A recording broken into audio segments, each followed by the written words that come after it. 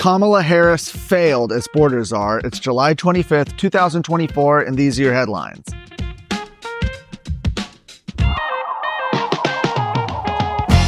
The U.S. House has approved a resolution condemning Vice President Kamala Harris and her handling of the border crisis. The resolution, which was passed largely along party lines, criticizes Harris's performance as border czar, a role assigned to her by President Biden back in March of 2021.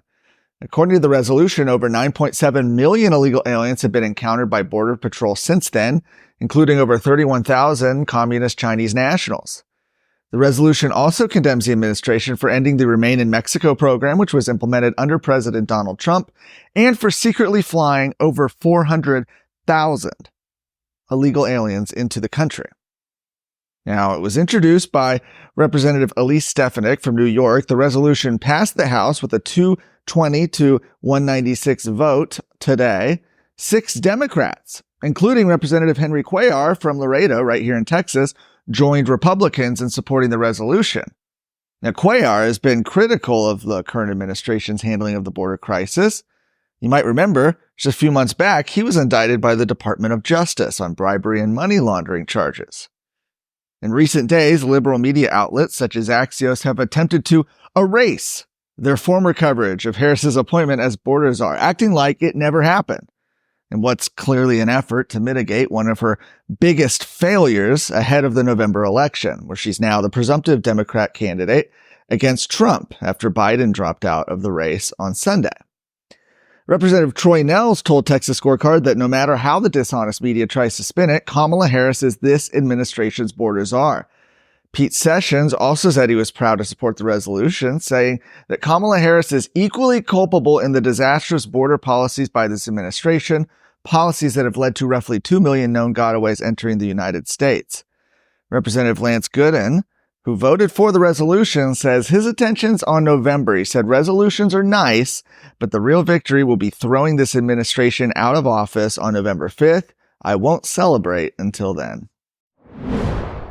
At a hearing in the Texas House yesterday, the Texas Farm Bureau defended the practice of farmland being sold to individuals and entities closely affiliated with the Communist Party of China. A measure to stop those sales passed the Texas Senate back in 2023. It was blocked by leadership in the Texas House.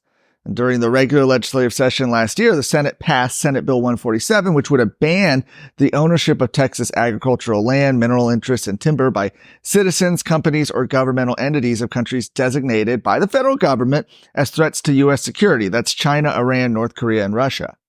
The Senate's proposal was killed in the House.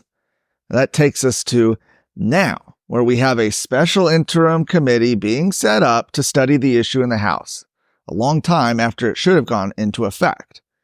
At Wednesday's hearing, Texas Farm Bureau Representative Mickey Edwards expressed concern that a ban on foreign land ownership would impede the property rights of the sellers. Imagine that. Instead, he said their organization preferred an approach offered by Senator Charles Perry last session, which would have required that the seller be aware that a hostile foreign entity is trying to purchase their land. Wouldn't have banned the practice. They say you have the private property rights to sell your land to communist China, whatever country you want. And Cole Hefner, who chairs the special committee, appeared to agree.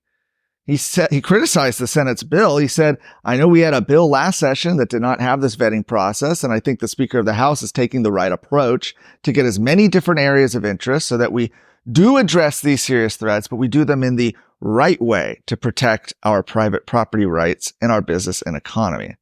For context, the Speaker's approach was to kill the Senate's ban last session. The special committee was only formed in the throes of a heated primary runoff election this year where the issue had been raised. 95% of Republican voters said they would support a ban, not a disclosure requirement, not some loophole-ridden half measure, a ban on hostile foreign ownership of Texas land.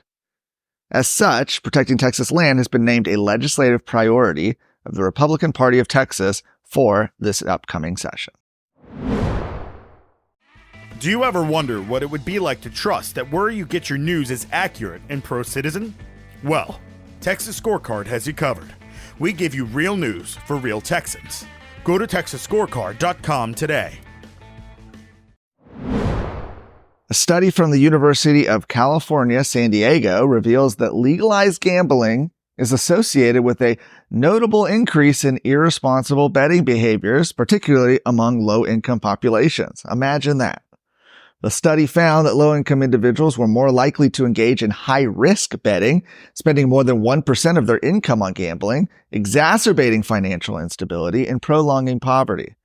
Economic burdens visited upon troubled gamblers extend beyond individual losses, affecting families and communities through increased bankruptcy rates, job loss, and reduced productivity. Of the more than 700,000 gamblers studied, 96% lost money gambling online. The researchers found this was by design. The platforms ban or throttle frequent winners, so you basically can't win big. In the last legislative session, the Texas House approved a measure to allow online gambling in Texas. The entire Democrat caucus and some Republicans supported the proposal. The Senate killed the measure by not giving it a hearing or a vote. For more of today's stories, go to TexasScorecard.com.